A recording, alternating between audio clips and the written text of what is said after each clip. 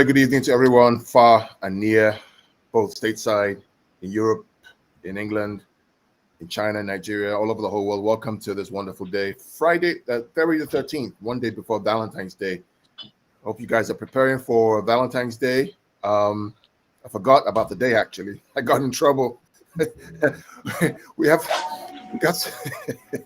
some friends here today. We have Ty, who's from AfrobeatliveFanZone. I also work with him on a couple of things. Ty's a Chelsea fan. How are you, man? Hello, I'm good. How are you doing? I'm still high off of yesterday's world champion win, so I'm good. I should have put my jersey on, you know. I feel like champions, you know. Well, because you're my friend, I will say congratulations to Chelsea because you're my friend. Thank you. You deserve it. Daps, we also have Daps here. Daps is joining us for is it the first time or second time, Daps? Second time, I think. Second time. So Daps is a hardcore Man City fan. He's a local, goes to all the games as much as he can. Well, kind of local. I guess local to you guys, but not that local. What's the name of your channel, Daps? What's the name of your channel? So the City one is Feed the Goat podcast, and then we've also got Never a Foul as well, which is our generic football one where we talk all football. So, yeah, Daps, another great guy that we talk a lot with on Twitter, on his channel as well. Really great insight. Also, Patrick and I run things together as well. Patrick is based in Ireland. He's also a City fan. We run all these podcasts on multiple channels, one of which is my channel, his channel, Afrobeat Live channel. So we're running everything simultaneously as well. And Daps, in the future, if you want to do that as well, we can certainly bring you in. Yeah. We can definitely talk about that. Do you know what? Just quickly, something to talk to you about, right? About that happened at the game on Wednesday. Mm-hmm. Go ahead. When you say about me being a local, so I was raised in Manchester till the age of 16, then moved down here. That's why I support City. Used to have a season ticket at Main Road. Anyway, when we got to the game, we were sat in some seats that I'd got that were in front of some guys that I was also in front of at the Chelsea game. But I looked very different. I had a woolly hat over my eyes this time, whereas I had no hat on last time. And when we walked up, they were like, this reminds, like, not to me, amongst themselves, there's 5 of them. This reminds me of the Chelsea game. Remember, there was that Southern guy that was shouting, calling Chelsea boys this and that. He might as well have been a QPR fan. And it proper, like, I knew it was about me. My mate was like, nah, they weren't talking about you. I was like, dude, they were. We were at the Chelsea game, sat in front of them. And it proper made my blood boil because I'm thinking, anyway, through the first half, they're singing about... They're singing about "We Are City" from Main Road and whatever else, and I'm listening to it all. Anyway, when we scored, we all got jumped up, and I turned round and I just looked at them and said, "Does this remind you of the Chelsea game as well?" And they go, "What?" And I go, "You were talking about me earlier, weren't you?" And they go, "No, we weren't talking about you." So I took my hat off and said, "You were talking about me, weren't you?" And they were like, "No." And I said, "Listen, there's no harm in a fan where they live in the world, right? I've supported City. I guarantee you I've been to Main Road more than all of you put together. Like, it doesn't matter where fans are, but it's the first time I've really experienced it at City games. Surprised me a bit." Yeah, you get all there's some background noise. For some of us, we get it online. Oh, how are you doing? Who's that again? That guy. How are you doing, that guy, man? There's somebody playing music in the background. I'm not sure who it is. It's not me. Oh, it's not Patrick. I think it's sorry. I completely forgot I was live. But yeah, it was an interesting one. It kind of pissed me off quite a lot, to be frank with you. The dugout says, don't mind it, man. It happens online, so just blank it out. Go ahead, Carl. Absolutely. We got some friends coming on. The dugout says, "Evening, Patrick." Daniel says, "Yes, hope you guys are all right." I'll take Daniel.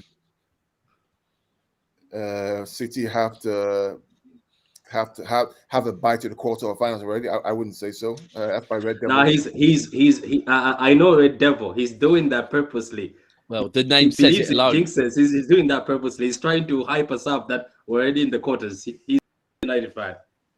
Well, he has bigger problems to worry about, man. Do you know the best thing I heard a United fan say the other day on Twitter was we were talking about something, I think about the Champions League, and he was saying he wants to how important the league is. And then he said, but to be honest with you, I really wanted to win the Champions League this season. And I was like, convenient, as it's the only fucking trophy you can win. All of Yeah, but today we're going to talk about, again, I mentioned earlier, we'll talk about the Champions League. It's back. We'll talk about the games on Tuesday, on Wednesday, and then there's some games on Thursday with Europa League. That's what we're going to talk about today. Yeah. Yep. But just going to wrap up the weekend real quick. That game from City, that was just special. The football. I watched it again, and the speed of play with the team. And there you go. The world champion. What's funny? Somebody told me to put something on. The world champion wears his shirt. I'll let him spice it up a little bit. Yeah, Ty's a good guy. Ty's a good guy, guys. So don't give him any flack. It's actually a really good, decent. It's all right. I can take the flack. One of those you guys. But I think. Go ahead, Debs. On the weekend, I think firstly it was encouraging to see no Cancelo, obviously Walker. Did Walker play? Did Walker play? Yeah, he was. He was right. Sorry. So ultimately, what I'm saying is Zinchenko coming in, and Fernandinho coming in, and also someone else came in and Aki coming in. Yeah. And are still looking smooth and fluid. Because sometimes when we've made those type of changes, it's changed the way we play. Whereas I don't feel it did. We look good. Like Zinchenko, maybe first 15 minutes, they looked a little bit. But then after that, I mean, Fernandinho getting there first on when they, when they hit the post on the rebound? Yeah. And then I think the other thing that is really, really important is Sterling getting a hat trick. Because if we are going to win the league, if we are going to progress in the Champions League, if we are going to progress in the FA Cup, if we're going to try and challenge on all them, for me, without a number 9, we need Sterling on form. It's that simple. That's what I've come to watching, especially against Brentford, and also, to be fair, maybe against Chelsea, where some of our other forward players haven't been so clinical. Having Sterling clinical is essential. Like, I really believe that. It is. No, I completely agree. I think that it's. I mean, Ty, I don't know if you watched the game on Saturday of the City game against Norwich. I was talking about the speed of play, the way they move the ball quickly and move Brentford around. Did you watch it? It's a lot of background noise. I missed it. The kids had a game, so I was completely out of pocket Saturday. I didn't even watch our game, to be honest. I went back later on and watched the highlights. Okay, cool. So let's talk about the Champions League. Patrick, I know there's a lot of noise you have in the background. Real quick, so this week we have two big game, or one big game really. It's the Real Madrid PSG, and I want to spend some time on it. And Ty, you're also a PSG Real Madrid fan. Yes.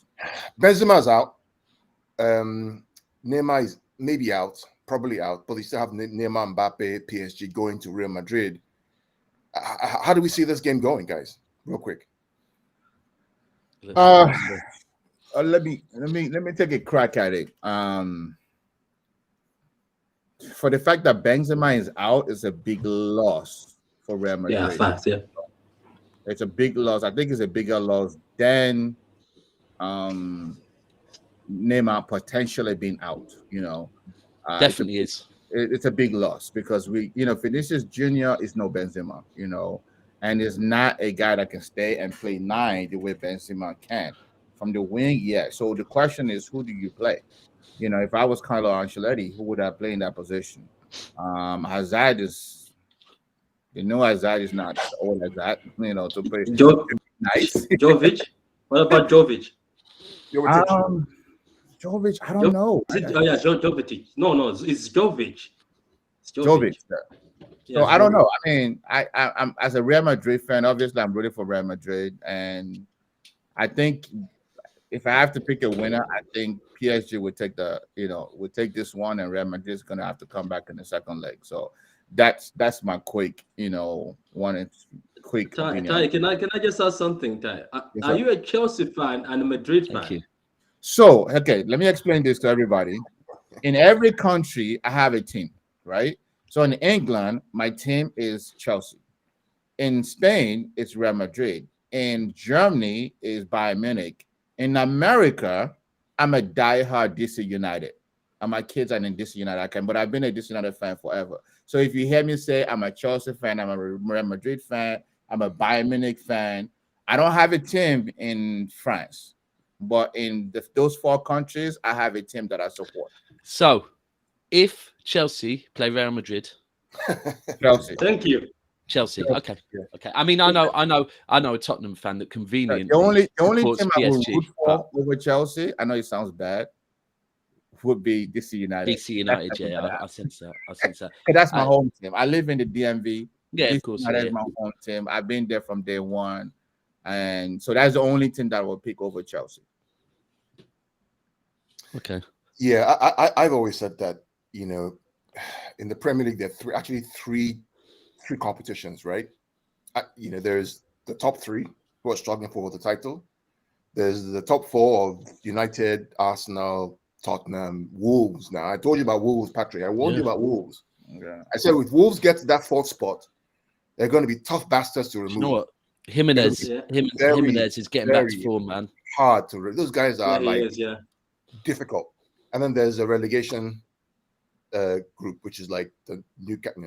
I think, you know what? I think the relegation group's done now as well, to be fair with you. I think Burnley.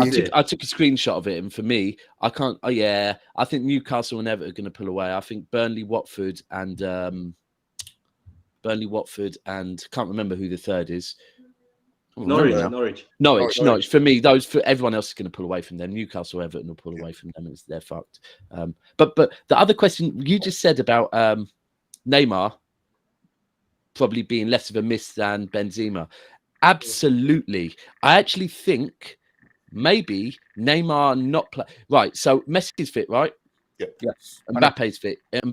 Yeah. Right. Yeah. Cool. Yeah. For me, right, that front 3 don't work. They would be better off losing one of them, whichever it is, and maybe playing someone like Wijnaldum or something in the middle and trying to strengthen their midfield that little bit more. For me, especially as they start playing these elite teams, they're not playing fucking Farmers League teams anymore. They're going to be playing elite teams. I think to have that extra midfielder and drop one of their almost luxury players might actually help them. To be honest with you, you don't think playing Di Maria and part of the front hard for me, Di Maria stank when he was in the Premier League, and it's very easy for a luxury player like Di Maria to go to the French league and start balling again.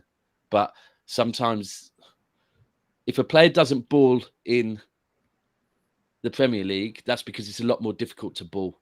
So, and right now, when you get to these stages and you're playing against elite teams, I think that's where too many elite players. I mean, that's why, for me, Man United don't stand a chance in hell against Madrid, because they've got a squad full of luxury players. None of them get back. None of them put the foot in.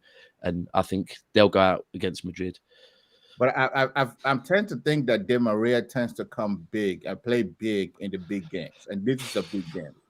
I think Di Maria, the way he plays in a big game and the way he plays in the league sometimes is totally different. I've seen him in bad forms and then come to big games and come out with a crucial assist or goal-winning goals. He does that for Argentina sometimes, where, you know, if the big games, he shows up. So that's why I think Di Maria might be a good option for them if Neymar is not in that front 3. Yeah, so the game they played on Friday. That's a good shout, man. Good shout. Yeah. The game they played on Friday, Mbappe and Messi started, left Mbappe. False 9 was Messi. Kimpembe, Marquinhos, we know they're going to play.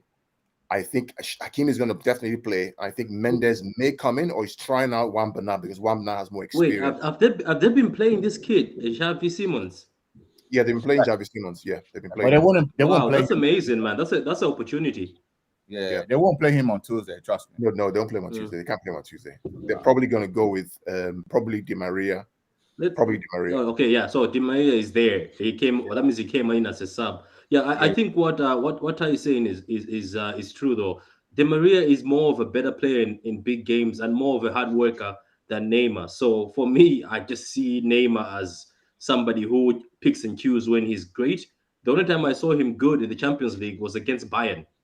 That's when he was balling and he was causing trouble. Don't get me wrong, Neymar on his day can be one of the best players, but it's just the fact of not tracking back. So let's say Di Maria, who is able to track back, but with his age now, is he going to keep that on? Because it's not the same Di Maria that was there back in the days, and there's a reason why he's holding the bench against. Maybe he was being left for Siemens just for the Champions League, for him to play in the Champions League.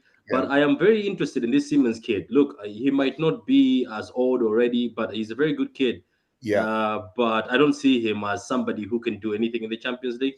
What about Icardi? How is Icardi doing? Does anybody know what Icardi is doing? Is inconsistent. That's a problem with Icardi, right? I think it's going to be Di Maria, Messi, and Mbappe up front. That front three. This guy here, the type, Ronaldo wasn't registered for the Champions League apparently. Oh, for fucking hell, man! How has that happened? Is he injured? He's No. Fuck me. The disrespect on that is mental. You know what? Pochettino ain't got a fucking clue. Sorry. Yeah, a Champions League winner, by the way, with experience. Yeah, honestly, they didn't register him. No, I would have took him at City. I really would have. Yeah, it wouldn't have been a starter, but it definitely would have been a useful player to have. Fuck me. Yeah, he's a good player. And Patrick, with your point, I was watching the last PSG game with my son, and when we saw Xavi Simons and Di Maria on the bench, that was exactly what I told him. I was like, I think they're resting Di Maria for Tuesday's Champions League. You know, yeah, that's a fair point. If he didn't start because of his age, you don't want to, wear his legs out before a big game. So you bring him in. Wait. Did they win or they got slapped up? They won. They won the game. Yeah, it was 1-0. Oh, it was Bayern that got slapped. Oh yeah. It was. What was the Bayern score in the end? Was Bayern 4-1 in the end? 4-2.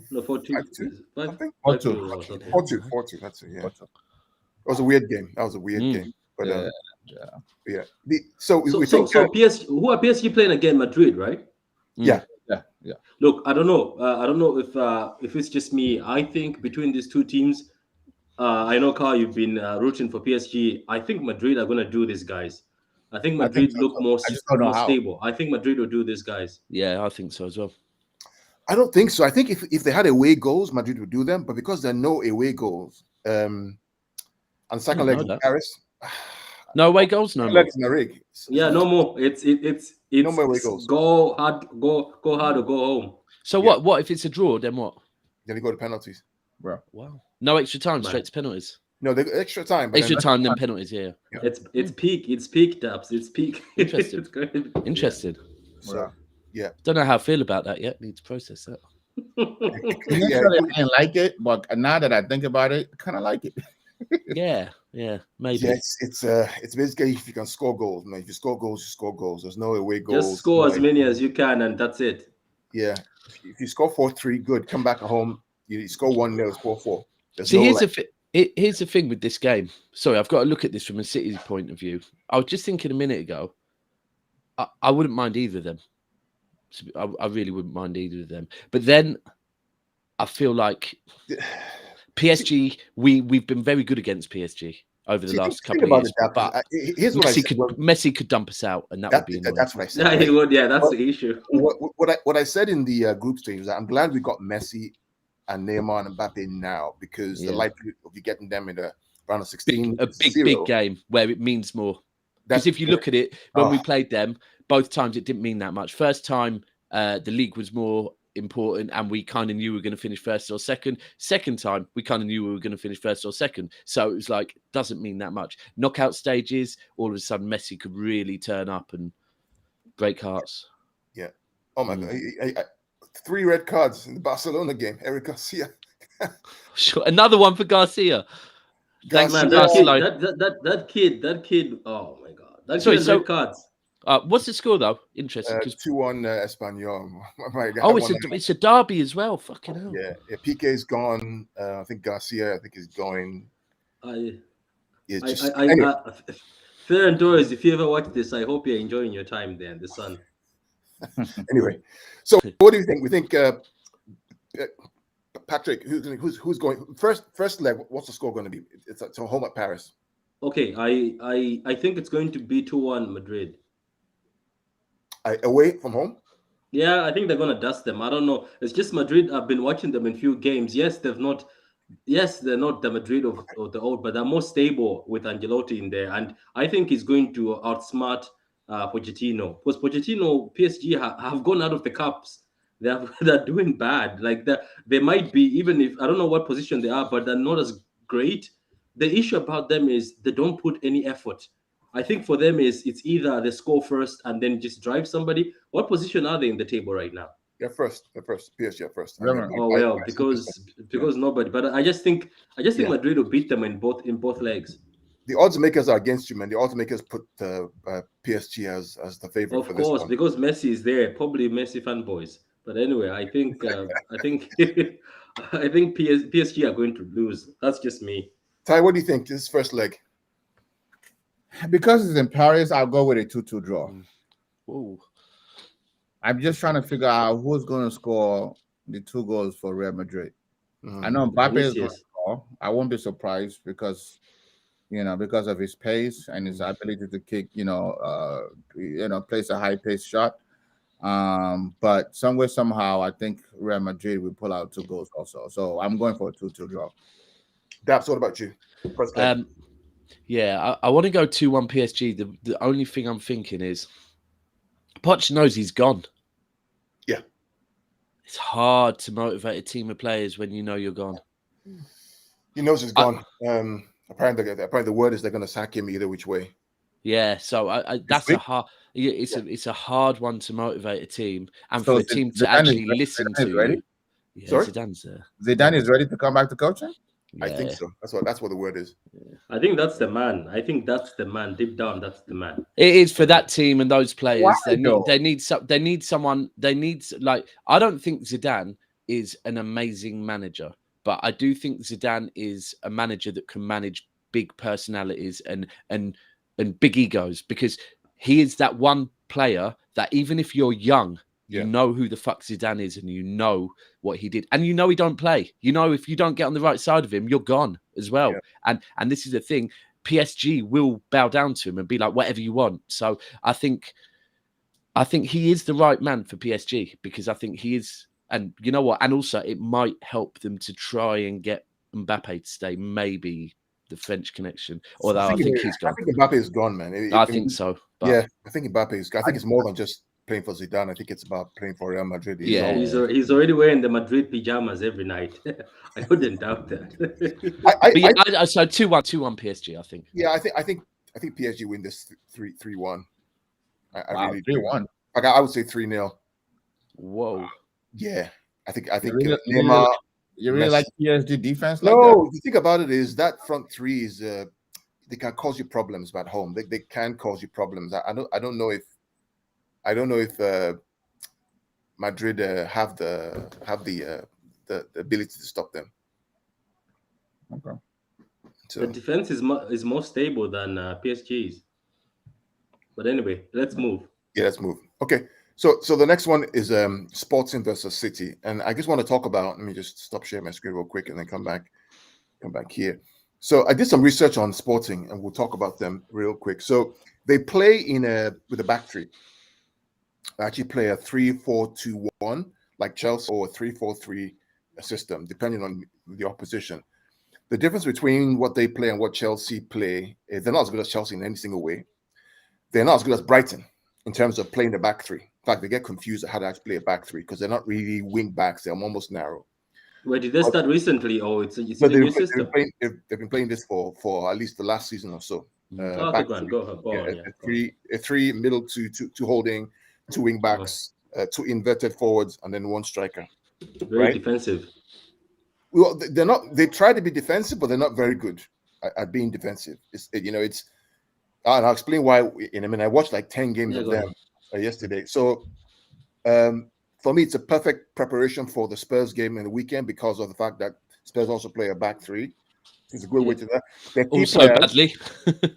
Yeah, the key players are Nunes, Joao Paulinho, who plays like a midfield role, Sarabia, and then they have a very strong number 9 called Paulinho, who's pretty good. He always plays at number 9. He's like the Lukaku in that kind of tree diagram. Tree structure.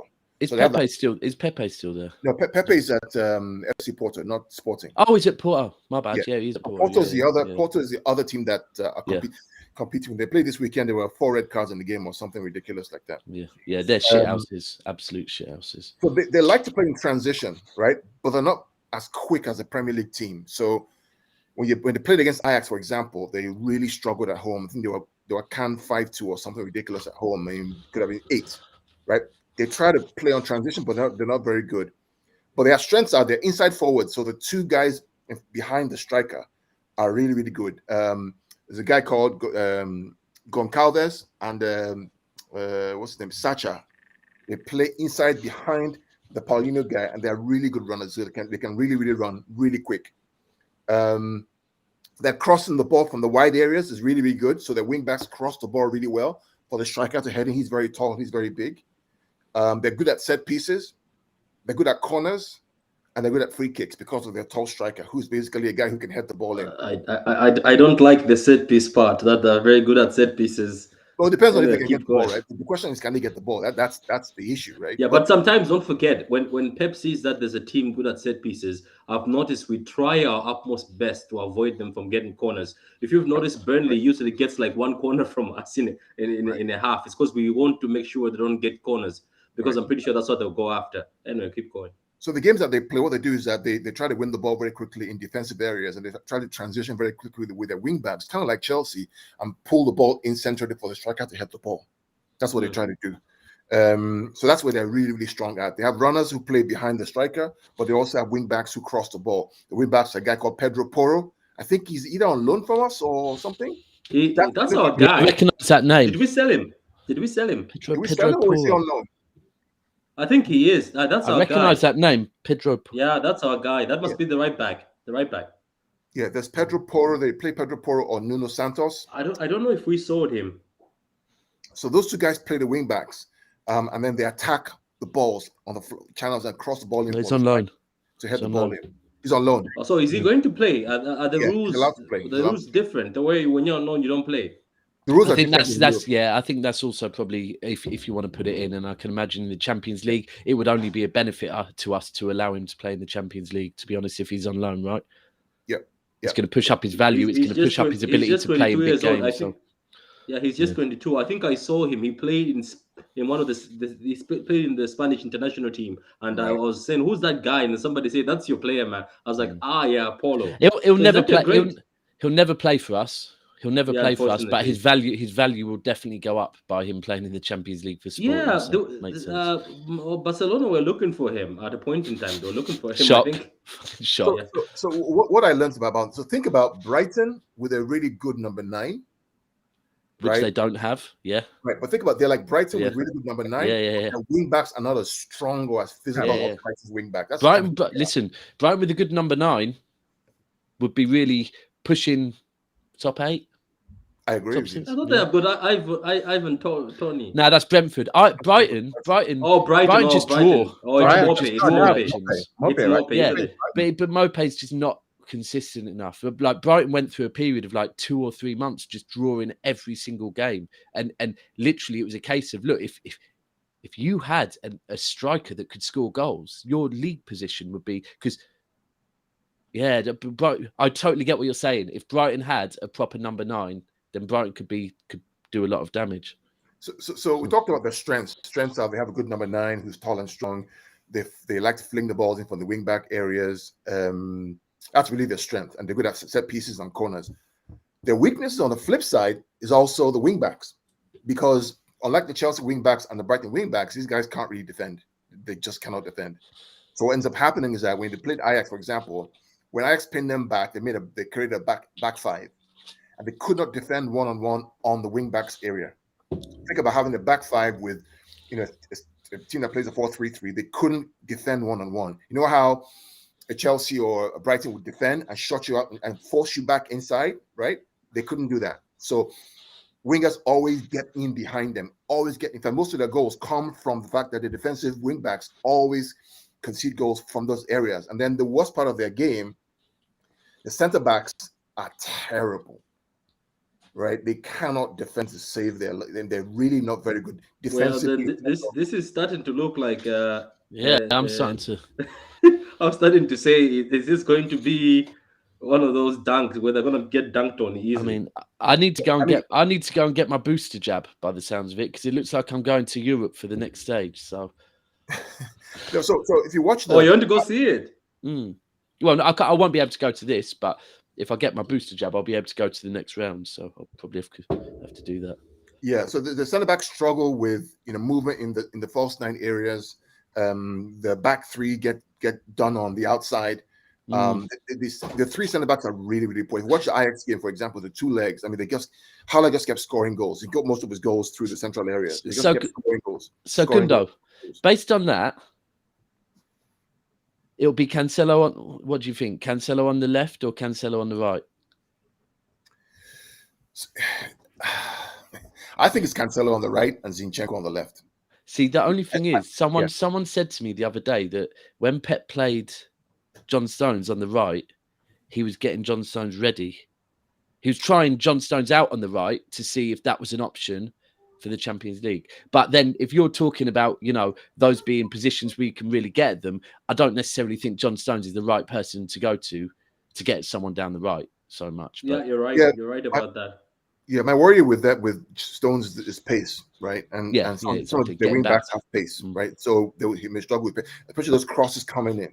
Well, the other thing is, the one thing I remember, can't remember what game it was, but there was a game, sure it's this season, it might have been last season, where John Stones, whoever we were playing got a player sent off, right? And John Stones basically had, I remember people were tweeting saying John Stones is looking like a Lionel Messi. He was like playing so far forward because he was allowed to, because they were down to 10 men, right? And he was just so involved in the game because he pushing forward, balling like John Stones can. Then they hit us on the... Oh, and Diaz, here's the key. Diaz wasn't playing, right? They hit us on the counter and John Stones was way too far up the pitch. No pace to get back. We got caught and we ended up losing because of it. But I think that's the thing with John Stones. If he plays on the wing, he could get caught out of position way too much. Oh, sorry, as a he could get speed, isn't it? He likes speed. I think it's speed. Yeah, it is. And we'll do lineups in a minute, but let's take some comments right here. Charlie says, "Is Benzema ready for PSG?" No, he's not ready for PSG. And apparently, I think the issue right now is pisses him off. Bet that pisses him off. Yeah, the issue with Benzema is that they're saying, should they rest him because of the La Liga because it's tight? Do they want to risk him in the Champions League and get him injured again, or do they keep him in La Liga because it's tight? Fucking hell. Confident like that, Jesus.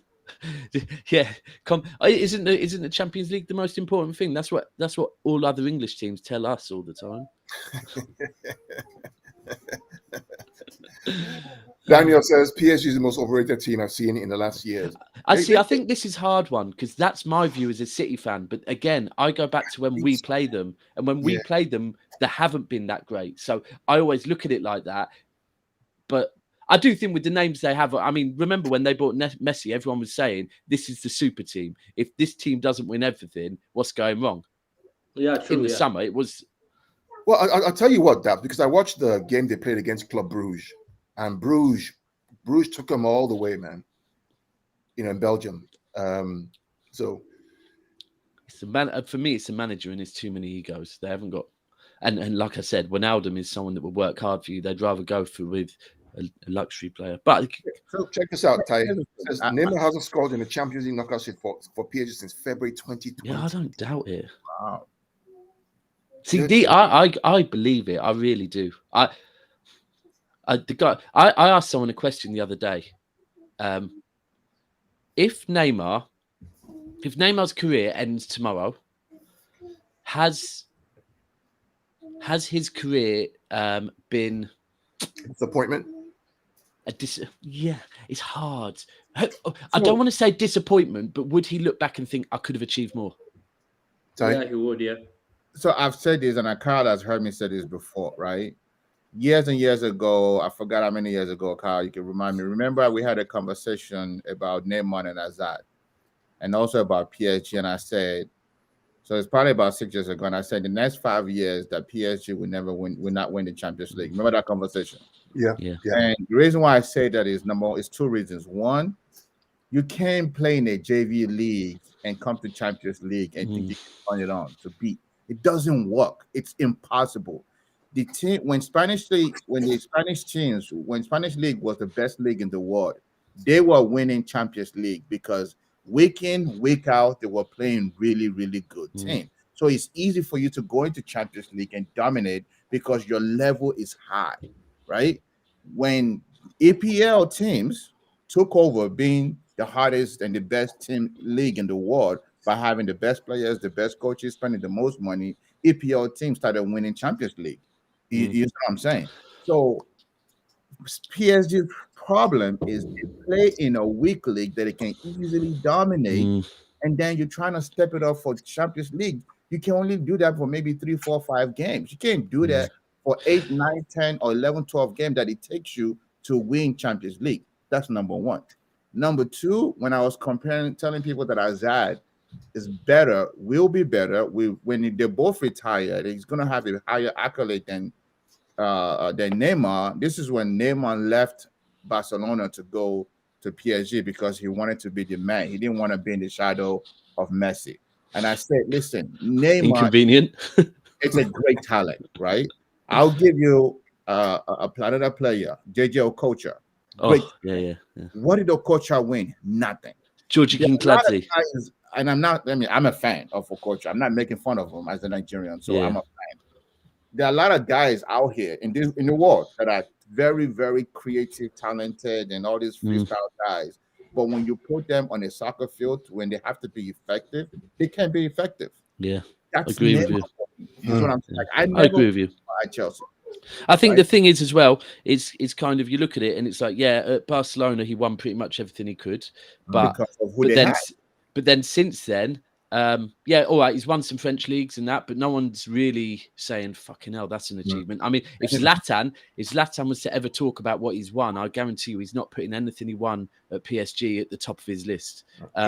True. And then unfortunate for him, because I think you can't blame your international team, but again, Brazil under the Neymar era, they've kind of been a bit disappointing as well. Yeah, the only time they won anything, Neymar didn't play in that tournament. Yeah, so it's Copa America. That Neymar played in, that he was the man, that he was the leader, / captain, / the man that's supposed to carry them. They lost. But here's the thing: the players that PSG do have could be in the knockout stages game winners, and that could be the difference. That's the issue. That's the issue. We have Messi, you have a chance, right? Check this out. And Mbappe, to be fair, Mbappe gets some important goals as well. So these guys, the Cancelo, Diaz, Bernardo, Edison, all played for Benfica, and there is a mad hatred between Benfica. Very true. Yeah. And Sporting. Very true. Very true. Yeah. But will they play? We don't know. I think they definitely will. Bernardo was benched, I think, to be rested. He was playing okay, and Cancelo was on the bench. Diaz played, but I think these guys are going to play, all of them. I think they're going to play.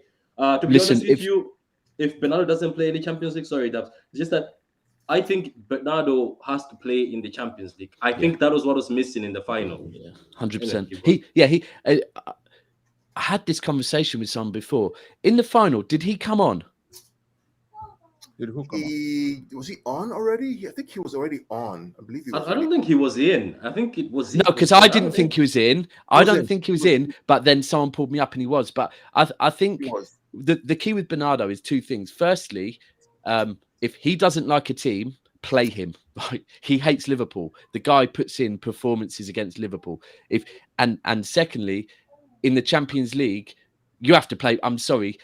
Pep's having a howler if he's not playing Bernardo Silva in the Champions League at the moment. I mean, I'm sorry, he's having a howler, and he's risking. He's risking that contract not being signed if he doesn't play him in the Champions League. As a neutral, what do you think about Bernardo Silva so far this season? How do you see him? I think he's been playing a typical Bernardo Silva, which is brilliant, but not always brilliant. He's had a few bad games recently.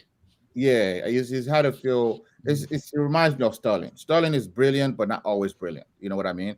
Unlike KDB, which is always brilliant. Even when he had a bad game, if KDB has a bad game, you can see the effort that, okay, he's trying to do something. Same thing with Foden.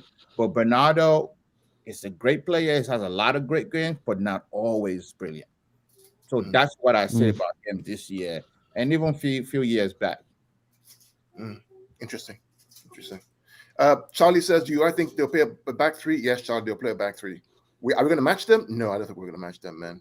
If we do that, then we're doing the Leon thing again. City's quality doesn't dictate that City match anybody. Yeah. Right? It does not. It never dictates that. Yeah. City's quality is we're gonna play a game. You can try to match us. You can try to keep up, but we have enough quality to get by you. True. Yeah. And in a home and away game, good luck with anybody. I mean, Champions League final, I was glad Chelsea won because if it was a two-legged, forget it. It ain't happening. So let's be real. So there's no way you need to match Sporting. No way. Nah, forget it. It's going to be interesting as we kind of look forward. And Patrick, just Gary, do the lineup. You think it's going to, if you don't mind doing the lineup and sharing. Oh well, don't worry. I got you. Look forward, Ty and Daft, because yeah. I think all 4 teams are going to qualify for the next round. All 4 English teams, I think they will. I think even you think United will. As bad as they are, Atleti are not very good, man. I think they're not good. It's not the Atleti that. I think you're putting so much hope in United. It's fine. Yeah. We do that. We've been doing that every week. We'll let them let us down. See, the thing about it, Daps and Patrick and Ty, is that this is their last dance, right? Because if they don't qualify for the next round, I mean, they could literally finish 10th. Yeah, absolutely. Yeah. Absolutely. Especially with the form of teams like Wolves. And the thing about it, because they have Rashford, they have all these speedsters. Atleti don't have people who can run like that, man. They have these guys are not speedsters, But is there going to be space to run into? That's the issue. Exactly. I mean, I don't trust United, but Atleti haven't really kind of lit up the candle, right? I mean, at this point. So Atleti's last 2 games, they lost to Barca, didn't they? 3 or more goals per game, if I'm not mistaken. And they've also considered 2 or more goals. Yeah, correct. So let's not look at Atleti with the old eye that we used to look at them. Every team that is tough and only get 1 goal and that's it. Man U's last 2 or 3 games as considered in every game. Yeah, it's true. They've had a brilliant first half and a disastrous second half. So Atleti is a tough team regardless of what bad form they are. Yeah, so right. Yeah. Between those 2, Atleti is going to score at least 2 games every game against Man U. The problem is, can Atleti keep Man U from scoring 2 or more goals? I think they can. I think they play too deep. I think they really can. I think one of the things is United's. If you have an organised midfield, right, you beat United. For me, that's it. And that's the reason why I don't think Man U will make the next. They will beat. They will beat Atleti in a 2-game head-to-head. I just don't. I don't see it. No. Because I think there's too much nonsense going on there as well. I don't know what is happening at half-time in the dressing room to be throwing away the leads they've been throwing away. And I mean, Burnley and Middlesbrough 1-0 up at half-time. I'm sorry.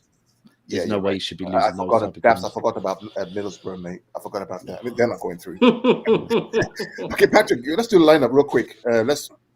So what do you think? I mean, Edison in goal, I would think. Daps, I mean... Yeah, 100%. It's not even debatable. Yeah, Edison in goal. Okay, so Ty, we have a problem at right back because Walker is out for this game. Who do you think you should play the right back? Ty? Please.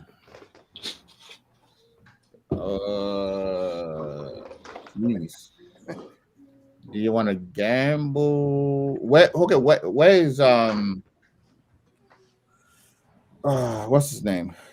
Stone. Where's the Stone playing? Is he playing center back?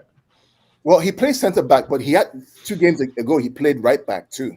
That's what I'm leaning towards. So if you're gonna play, if you don't have Walker and you want to be safe, and you don't need somebody that's gonna be beaming forward to put crosses in, I would go with Stone.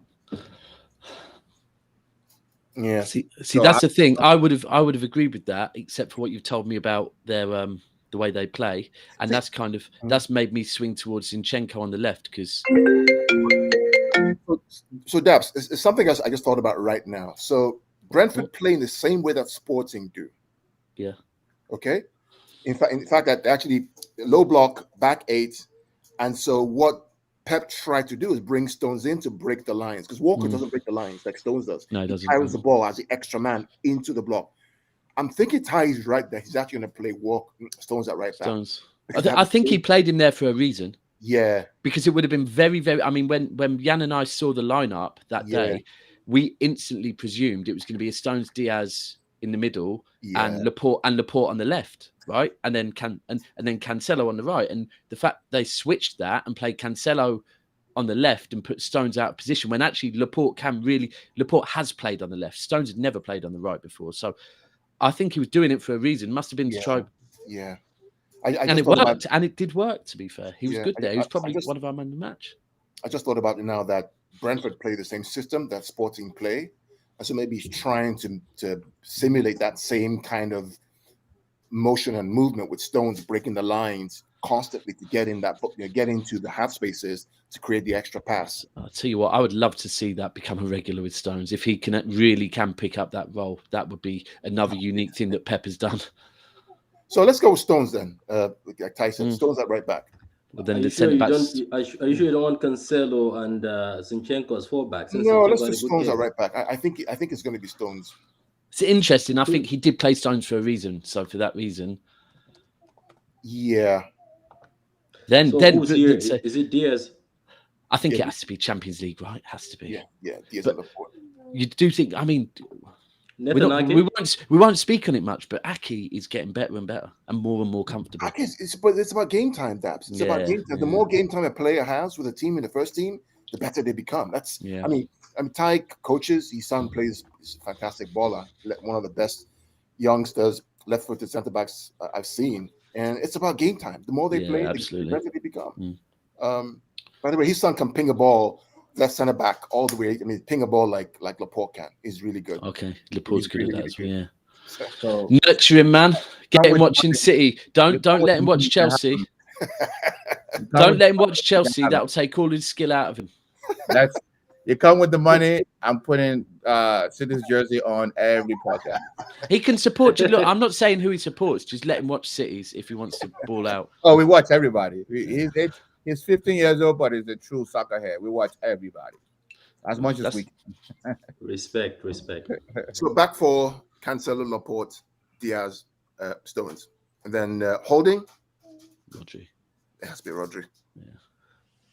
Yeah, I thought you guys were getting excited for a minute there, thinking let's put Fernandinho in there. But to be fair, Fernandinho did well in the second half. He did. Nah. Please move on. Cow, don't get too excited. I saw you, Dabs. Cow has got excited now. He says Fernandinho is back. No, let's not get excited. Let's calm down for him. I see. Jamie Redknapp said he's probably the best DM that has ever played in the Premier League. That's true. I think so. I mean, as City fans will say that. Everyone else will disagree. He's going to say Makelele right now, or he's going to say Kante, one of the two. Yeah, Kante, Makelele. I mean, come on. I don't know about that. All different players. Wait. Yago is not a better DM. No way. Better box to box, maybe, not DM. Okay, no way. Right, fine. Let's move on. We're talking about Fernandinho when he was on fire in the Pep team. That he was unstoppable. I think it's very, you have to look at ultimately all of those, and this is a hard thing when you compare players. Every player we've listed actually plays slightly different. So yeah. But I think if you put a Kante in that 17-18 season, I mean we don't concede goals at all. I mean, Okay, so who's going to be in the midfield? So the way I like to approach this midfield problem is I like to start with the wingers first of all. I don't think the midfield's a problem. I think unless Pep makes it a problem, I don't think it's a problem. I think it should pick itself. So the way I look at it, that is the midfield has to be the diamond in the middle, right? Mm-hmm. That's the issue. So it's not just the midfield three; it's who plays the false nine as well, because that is actually part of the quartet. Again, I don't think that's an issue either. Right? There's a quartet that's supposed to be there, but it all depends on who's playing wide.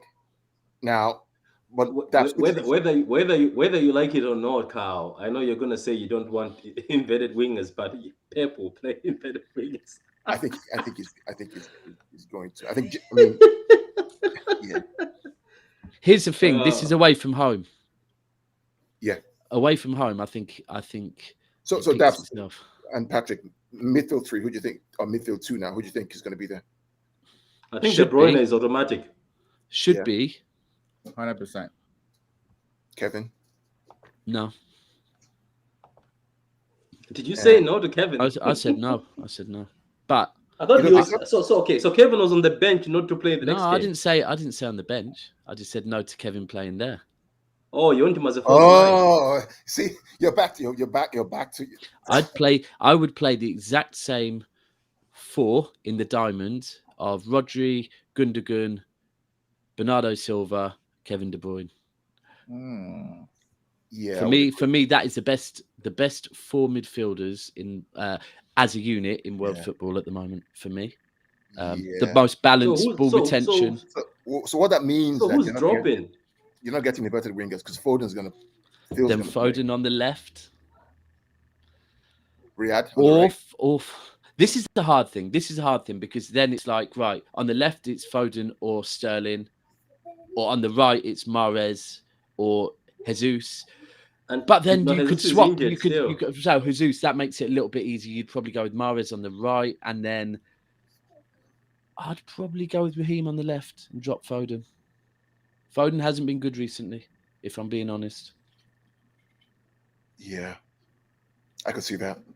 I think Foden's not ready to be the star of this side yet. I think when he plays on the left and he's still a bit, they're not watching him so much. When he plays through the middle, he looks like he's not ready to be the star of this team yet, unfortunately. But it depends. Yeah. This is the first leg. So it could be, he could treat it 2 ways. He could treat it first leg, so, let's have some fun with it or something. Or he could treat it's away from home. Let's be very controlled. And if we get a nice lead, bring it home and then maybe play Foden on the left or something. The thing about is, I think De Bruyne has a better understanding with Foden than he does with Raheem on the left.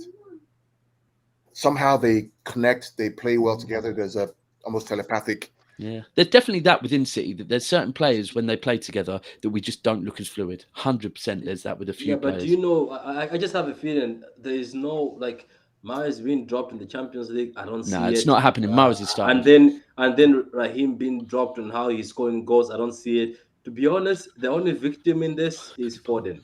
Yeah, agreed. It is. If you think about it for a minute, Carl, it's Foden who you would like. But he also said this in the interview. Foden is probably the most guy who understands the false 9 position. He said that in the press. Oh, he's shit as I'm not feeling Foden as a false 9. I'm sorry. Not feeling it at all. Yeah. Really not. Maybe whether he understands it or not. I think we have to go back to, there was an interview Pep did in the summer, some point, where he was talking about Foden and saying, until now, it's been very easy for Foden to sit on the bench, right? Now that he's become a star, now it's harder. And now the form that he had been in up until the summer, now it's harder for me to tell Foden to sit on the bench. And that's where I have to manage it. But I think Pep will see this as ultimately, Foden's form hasn't been good. Sterling's form has been better. And for that reason, I think yeah, Mahrez is scoring, and if you have a pen, it's Mahrez. I don't know. I just feel like if this is the team that shows up, Sporting won't have the ball. But then if you say that their fullbacks are rubbish or their wingbacks are rubbish, Foden could then get at them massively. That's the issue, right? Because what you want to avoid is when you invert into traffic, that's your players get coming into the back 3 and the wing and the two wing backs and they're covering CDMs, because they're gonna have a 3, a 2, and then wing backs. You can have a 5. I think unfortunately it's going to hurt me to say this, but looking at what happened in the last game where Bernardo Silva was taken out, I know he wasn't pulling out trees, but he was playing okay. Excuse me. Bernardo was taken out. De Bruyne was on the bench, but one midfielder finished the game, Gundogan, even though he played fantastically. I think Gundogan is going to get dropped for this. Something tells me Gundogan is going to be the one being dropped for this. You know what? The thing is, I won't be mad at that, but if Gundogan doesn't, when it gets to those real crucial games, I expect to see Gundogan in there, because for me, he's that one player that Pep can rely on. Do you think he'll throw him after letting him play the whole game? I think because he moved Bernardo, keeping him for the next game. It means De Bruyne for the next game, and then he removes Foden. So I can see Gundogan. He says, "Go ahead, you finish the game as a senior midfield." Yeah, I think that's. Yeah, that's I right. think De Bruyne is going to be next to Bernardo, and it's going to be Foden in the false nine again. We're all counting Grealish out of this, by the way. We haven't even said his name. He's apparently he's by injury, so good. No, he That said he's excuse, be back perfect. Tuesday. It wasn't serious. Oh, it's not enough training. Sorry, Grealish. Hold the bench. yeah. Okay, so down the middle, you're going with Foden. Yeah, Phil, take out Gundo. Here's the thing. I actually think Grealish has more of a chance of coming on in the Champions League and having an impact than I do him starting a game. I really wouldn't rule out him coming on and doing something. Yeah, but I don't think starting. Dabs, do you think that maybe in the Champions League where he seems like he's played better is because a lot of people don't know him? Why in the Prem they knew him from seasons before? Yeah, maybe. I just at the moment I would be using Grealish as a sub a lot more often and not starting him. I agree with that. As an outsider, I think your midfield finally looks better now. Yeah. Are we going like that? Huh? Oh, fuck's sake! You've got Foden through the middle. Jesus. Okay, would you put Raheem through the middle and then Foden and Raheem will be swapping? Perhaps the thing about it, the reality is that there really isn't a number 9. No, true. So They'll switch about. Yeah, they'll switch about. They just all switch about, right? Yeah. And one thing I've noticed, and Ty, your coach as well, is that Liverpool and City don't really play a 4-3-3. They actually play a 2-3-5. If you notice, right? Yeah. The average positions that they play is a 2-3-5. Yeah. So they always have sometimes it's actually like a 1-4-5. You know, it's a 2-3-5. Just have Diaz at the back and let one of the midfield. If it's Stones will slip into the middle as well. So apparently, I did some research about this. Apparently, back in the old days, in the 70s and 60s, right, when the Hungary was dominating Europe, they used to play a 2-3-5. That was a formation they used to play. Do you know what the thing is? I actually think when you're talking formations, it's like I know they have to. When you're talking formations, you can't say, well, at this point it's this, but ultimately, the formation changes as the team transitions, and often with City, what it ends up. Once we pin a team in, it really does become like a 1-5-3 or 1-5, 1-6. Well, and this is the thing about the modern game, because it'll be Diaz will sit there, right, and the wing backs are in, Stones is in, everyone, and they just literally get it to. And this is how we win the ball back so quickly. That it's like the minute the team tries to counter, nope. Back to how we want to play. So the thing about the modern game is, and this happens with Chelsea as well, right? It's not about systems, it's about the extra man, right? How do we get the extra man? That's why you see Rudiger sometimes will get the ball and drive in, right? Because he becomes the extra man that nobody's marking. Yeah. You see Stones playing as a right back, getting the ball and driving because he becomes the extra. Cancelo becomes the extra man. How do we create the opportunity for the extra man to get the ball and nobody's marking? Which is what the modern game, the three teams, City, Chelsea, and Liverpool all kind of play. Look for the overloads to create the extra man even behind. You spoke about Walker doing it as well.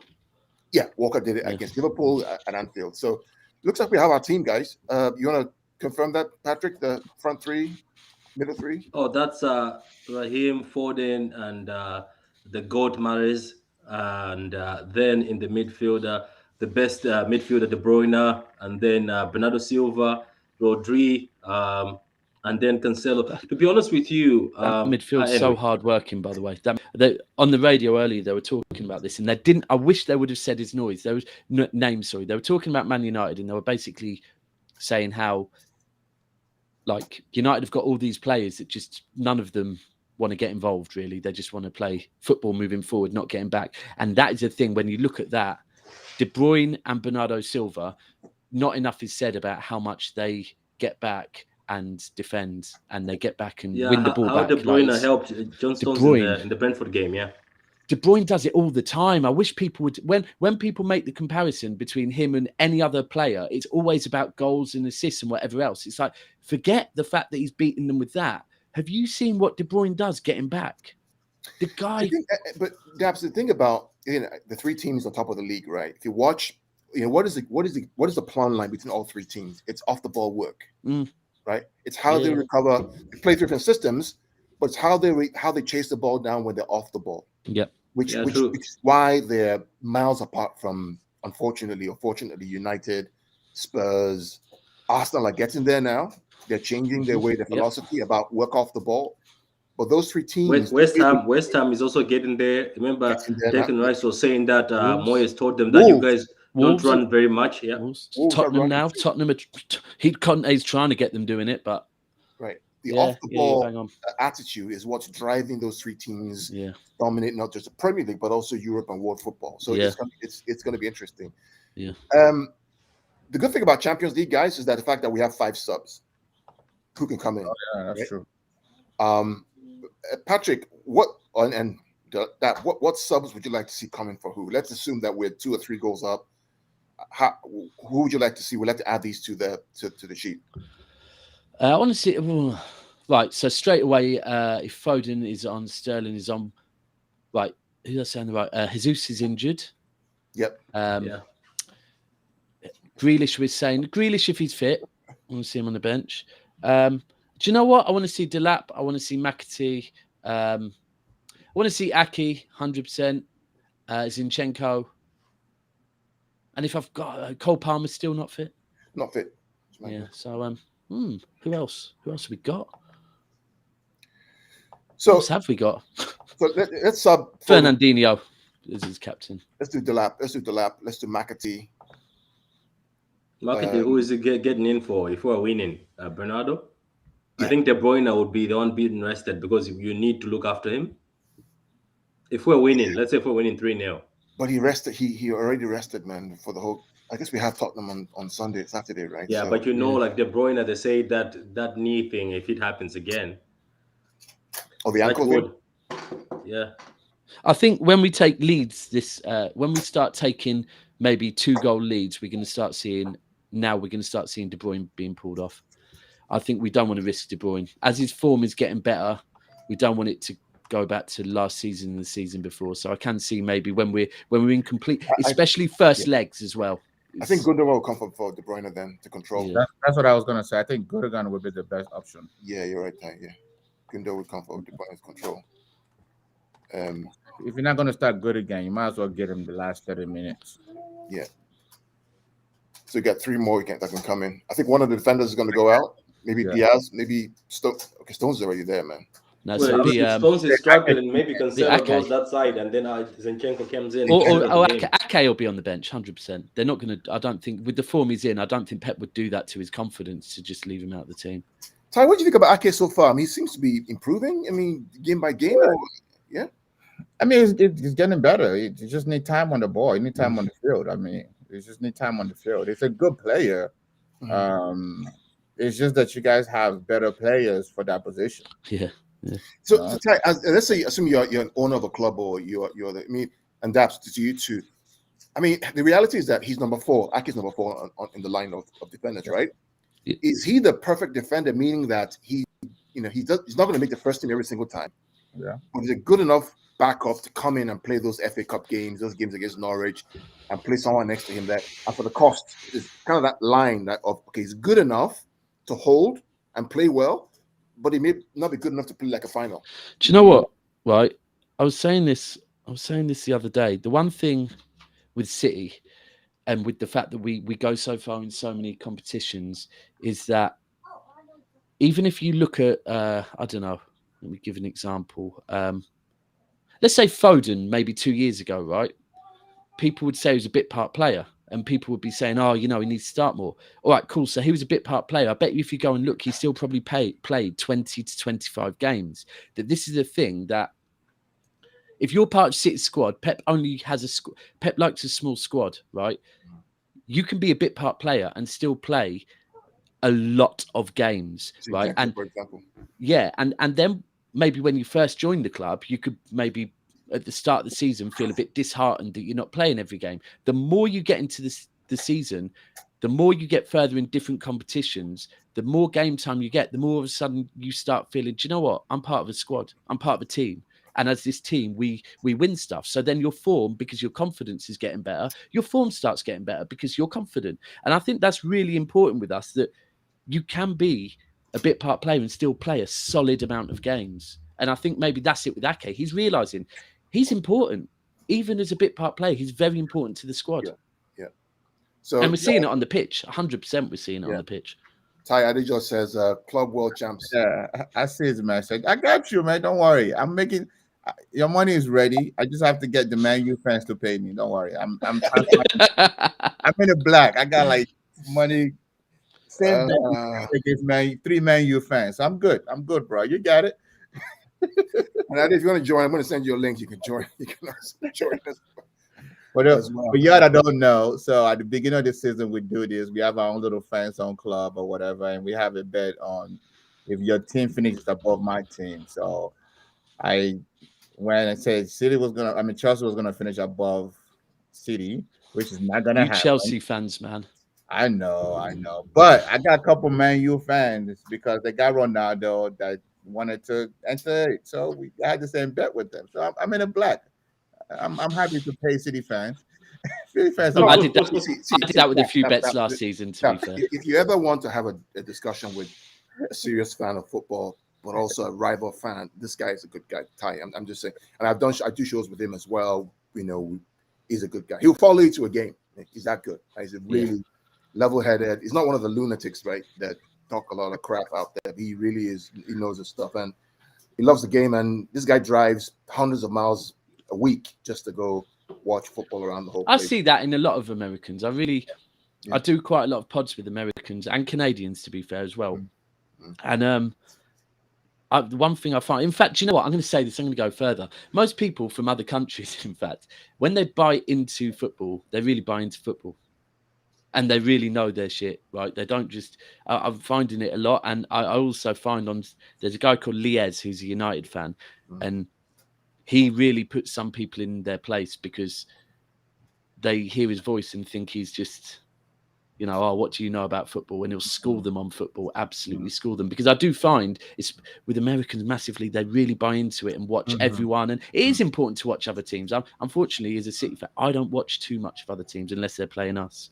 The thing about it, Daps, is over here, and we get, I mean, I've been up since, 7 in the morning, right?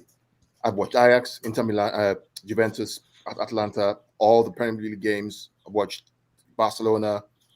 I mean, we literally get every single game. I've watched Club Bruges. That would cost us too much damn money over here. Jesus. And it costs like, I think for us, for ESPN, it's like $5 a month or something. Wow. It's so anyway. I sent you the link, so join. All right. So I think let's do score lines. Daps, score Tuesday, City versus Sporting. You know what? I'm going to go 3-1. Okay. 3-1 I think 3-1 away. I think we're going to end up going through with a really nice margin in this one. That's a good margin to come back home with, though. Yeah. Okay. I think we need that though. We've got a heavy run at the moment. And here comes Ade. Ade. Hey, what's up, guys? Can you hear me? Yeah. So Ade is a City fan here in the US as well. God bless you. One that Ty was talking about and was talking to Ty about the club, Sorry, I'm having issues with my video, so bear with me. It's good, man. We can hear you. While you sort that out, I'll make my prediction. I don't see the one goal coming from Sporting. Maybe I'm ignorant, so I don't know too much about them. But I think 3-0, 3 or 4-0 clean sheet is my goal. 4. Ade, what do you think about Sporting generally? I know we've missed you. I think it's gonna be one of our more difficult games. Because Sporting is kind of like Porto, and those guys play physical, they fall all over the place, and they do these tactics that just kind of disrupt your rhythm. So I think they're going to play more like that. If we get an early goal, I see us maybe winning like 3-1, but I think they get a goal, depending on our back line. If we're pressuring a lot, I haven't really watched a lot of that game, so I don't know how good their forwards are. If the forwards are the kind of guys that get forward quickly, then we might have an issue with Cancelo, and Walker isn't playing, so that's a bit of a liability there. So I see them getting maybe a goal, but maybe 3-1 will be a. So we talked about it earlier on before you came on, and my understanding, my analysis of Sporting is that their forwards, the 3 forwards, they play like Chelsea, have a back 3 wing backs with 2 inverted and 1 striker. They're not as quick. They're like Brighton, but just a little better, but not as controlled. So their wing backs are not very good compared to Brighton, but they try and play a 3-4-2-1 system. They're not nowhere near Chelsea's level. They don't have that control and that ability to stifle you. They give you chances. Ajax battered them 4-1 or 5-1 or something ridiculous during the group stage. But they also beat Dortmund with crosses, right, and headers. Yeah. So we'll see how it goes. But yeah, but they're really good. And if we're playing Zinchenko and Cancelo as our left back and right back, we're gonna have a bit of an issue because even in the last game we won comfortably. But if you watch the game and you break it down in detail, there was a lot of issue. Well, first of all, Stones isn't really, he really isn't a right back, so he kind of had his work cut out for him. So we had a little bit of issue there, and I think because they haven't played together a lot, I think it's going to be a bit of an issue. Do you know what? Another thing that's worth saying real quick, is if we play Stones at right back, Mahrez is probably one of the few players in our team that maybe doesn't get back as much. So it would be very reliant on maybe Bernardo Silva to put in and cover Stones. That is very correct. Yeah, true. Yeah. Oh, and another thing, Ade, and Kao and Dabs and Ty, you keep. I know you're talking about the Sporting and Ajax. Ajax beats Sporting with 9 goals, 9-3 if you count both sides. So it was 9 goals, 4-2 first leg, 5-1 second leg. Yeah, I studied that game, right? And the weakness that they had against Ajax is Ajax was playing a false 9 system, so there were lots of rotation in the forward line. They literally ripped their fullbacks apart and the center backs apart. It was like knife through butter. It could have been 10. It was really difficult for them. A lesson in football. I think that's the thing as well with you, Gundo, in particular. What you do by going away and that's exactly what Pep's video men do.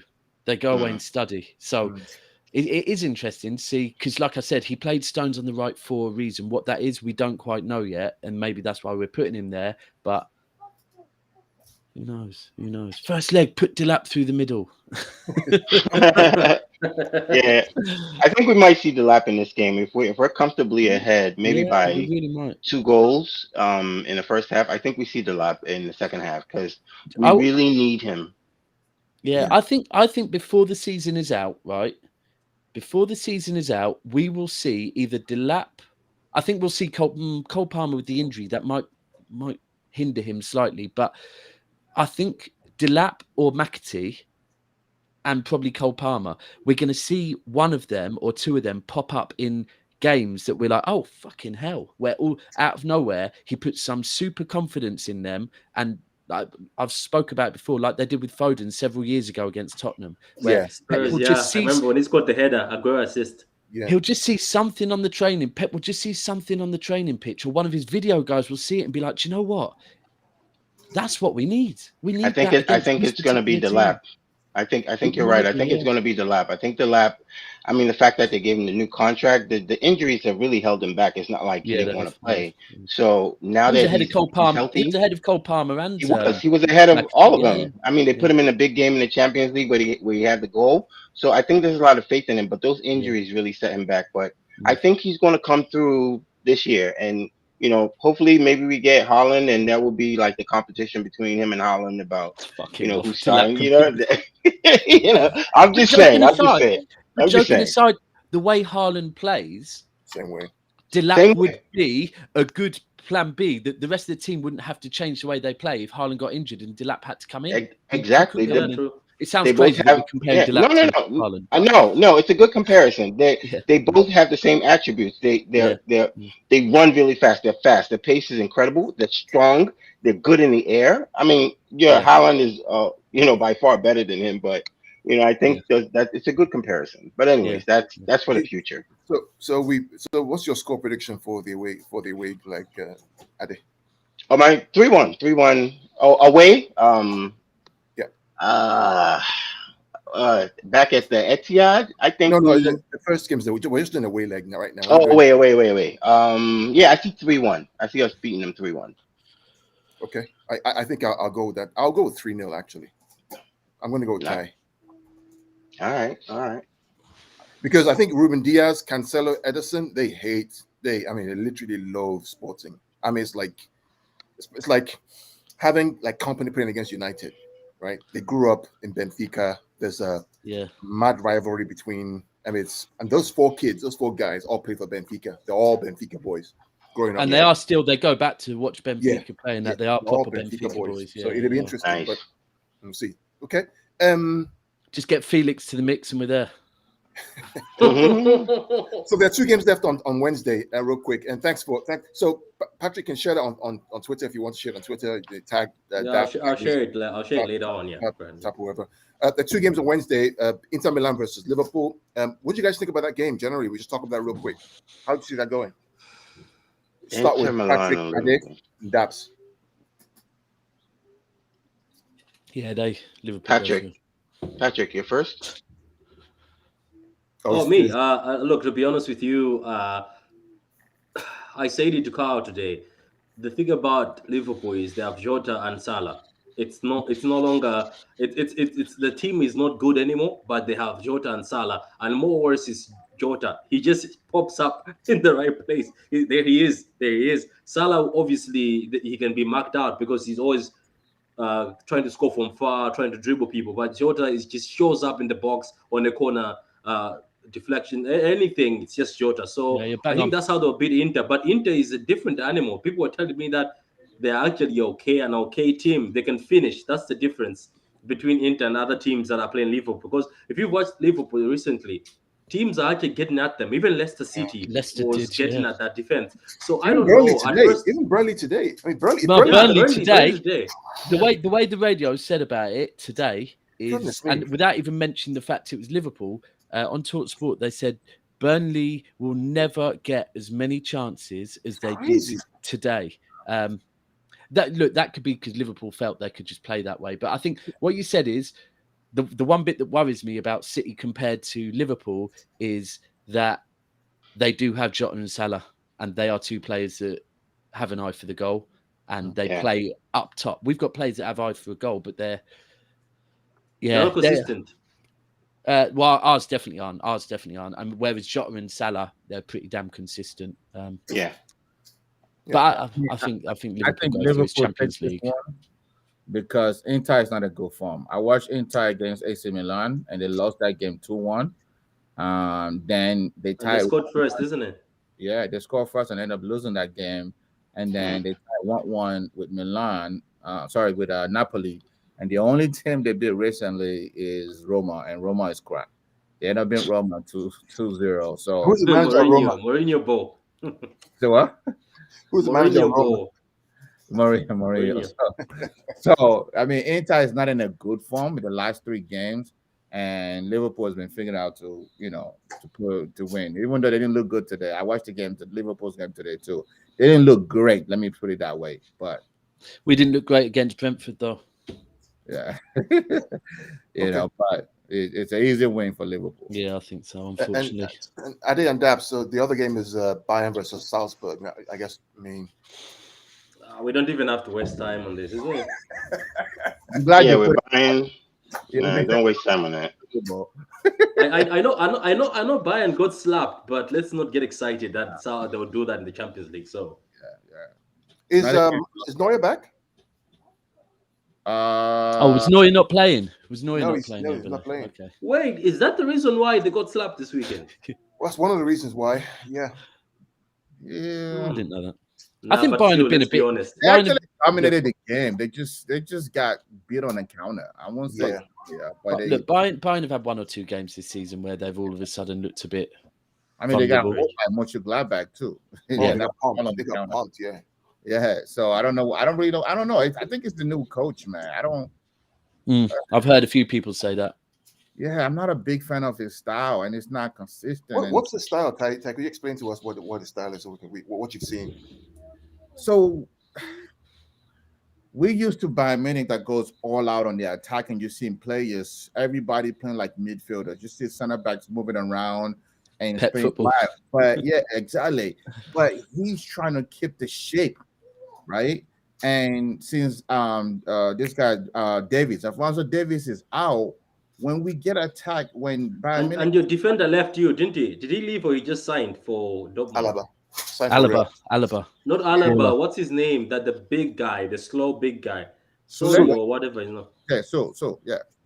Okay. So since you don't have that speed of Davies to kind of come back and recover and also being forward to put pressure on players. So another one what you're trying to do is you're trying to attack everybody by keeping your shape. So when you try to keep your shape and you're not allowing players to have the freedom to move around. When you get hit on a counter, there's nobody there.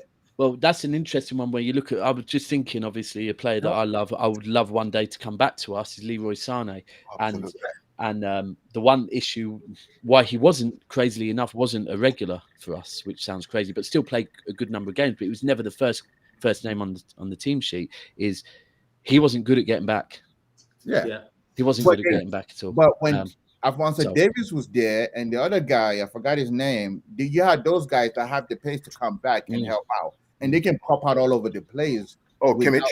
Is it Kimmich? Yes, Kimmich. Thank you. So can pop out all over the place. But when you don't have one of those two, every game they've lost this year, they've dominated the game, held possession, had more shots, but on a counter attack, they get scored on.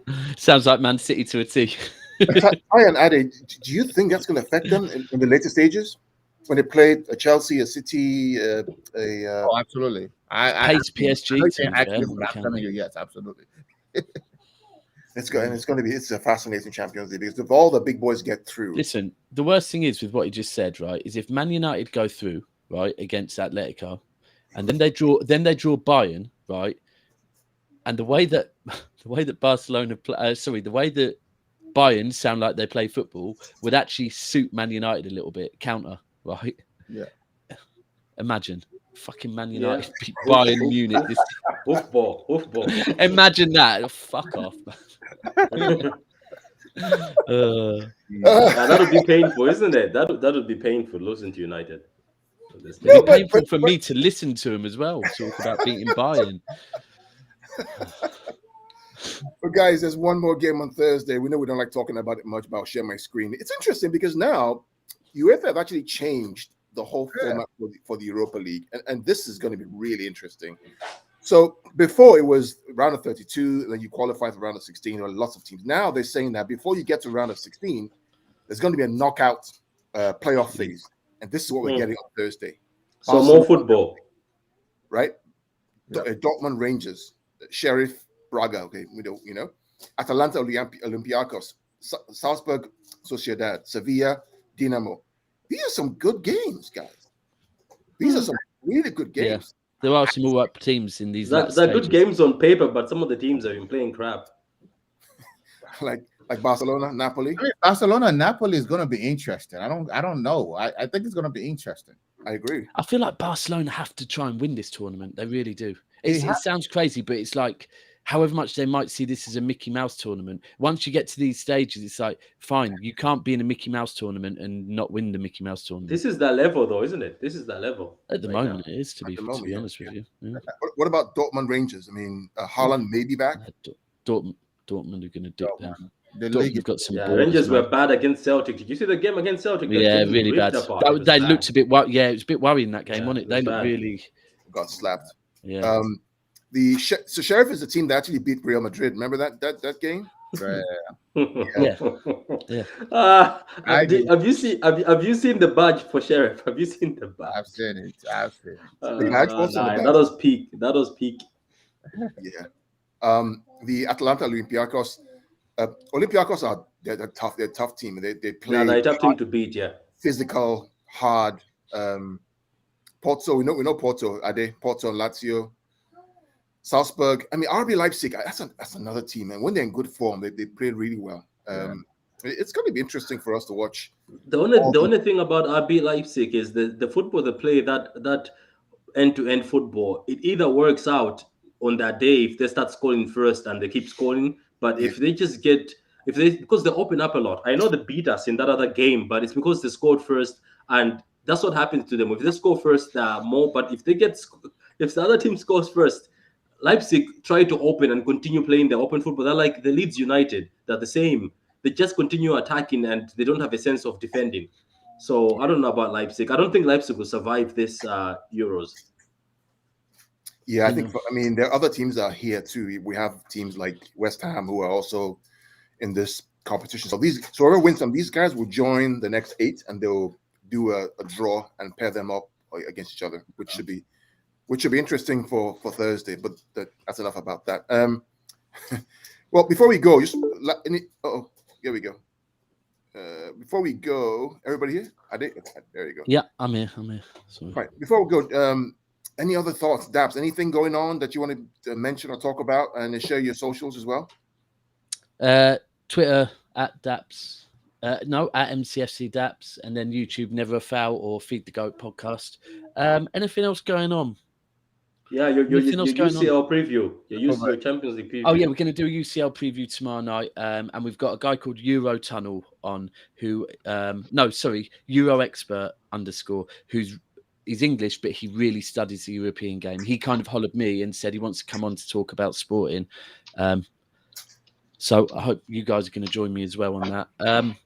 The only other thing at the moment, the thing that stood out this weekend, apart from Man United failing again, was just Tottenham.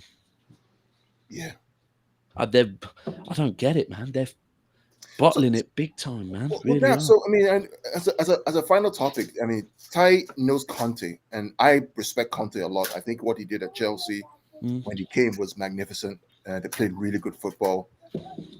What's going on at Tottenham, Ty? I mean, Southampton, 3-2. Today Wolves, boom. Before that, he doesn't have the players that can play his style. I think that's the key. He's got the two strikers, which is Son and Kane, but he doesn't have the wing back. Remember when it was at Chelsea, he brought Victor Moses back to life by playing him from an attacking player to a wing back player, and same thing when he went to Italy.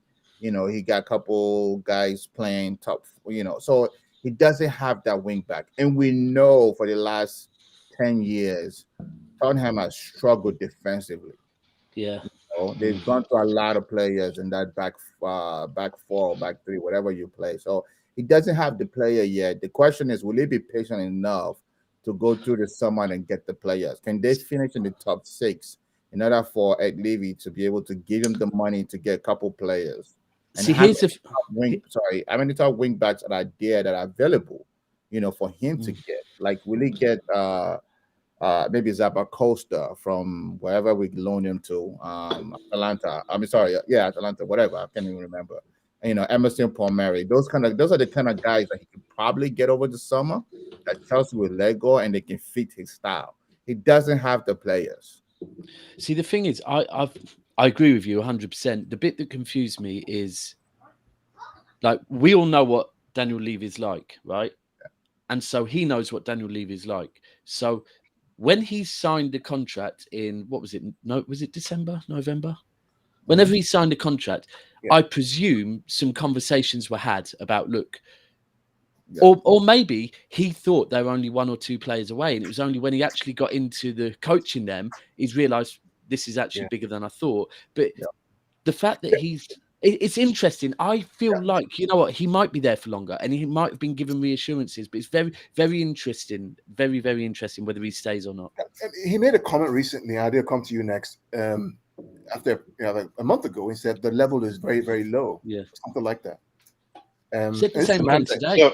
Said the same again today, pretty much. He said, when you look at the games we played recently, the job is bigger than I thought. Because I mean, sometimes when I look at it on the sideline, I've seen him at Juve, I've seen him at Chelsea, I've seen him at Inter Milan, last season, right, or the season before. Today he's like, what the hell did I get myself in? That kind of look when he looks and he kind of does his neck. And Adi, what do you think is going on with I think the problem is twofold with Spurs. So it really didn't matter who the manager was at this point. It's the midfield. The midfield is not creative. Winks and I don't know who the other guy is in the middle, the number 30. Like they don't give you anything special. If you don't have a midfield that can give you anything, then you need fullbacks that can do the attacking work as well as the defensive work.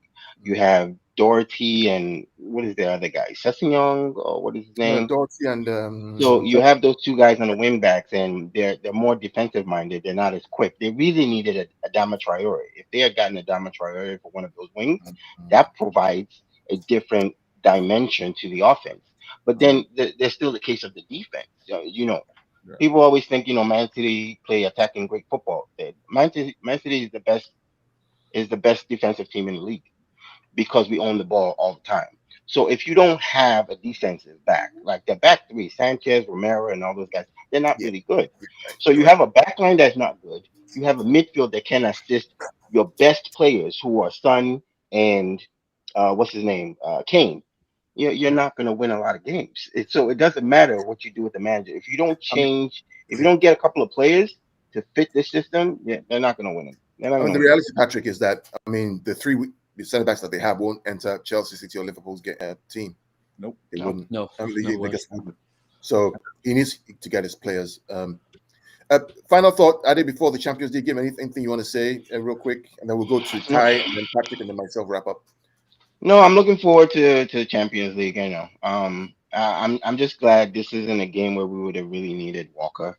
I don't think Sporting provides that much of a challenge for us. So it's good that he'll be back after this, but he can't afford to make those. We need players that need to be sharp. And I think